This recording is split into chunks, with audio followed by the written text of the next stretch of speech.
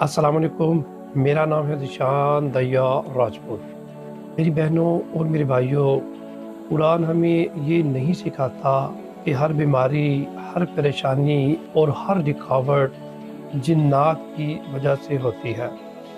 اگر ایسے ہوتا تو نبی کریم صلی اللہ علیہ وآلہ وسلم ہر مریض کو جنات کا مریض کہتے۔ نبی کریم صلی اللہ علیہ وآلہ وسلم نے ہمیں دعا سکھائی، دوائی کا حکم دیا اور سب سے بڑھ کر اللہ کے اوپر بھروسہ سکھایا۔ یہی پہلی بات ہے جو ہمیں دل میں بٹھانی ہے۔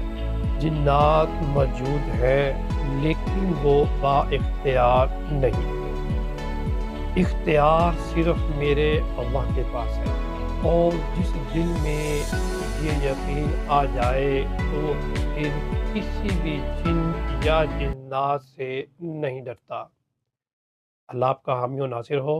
السلام علیکم۔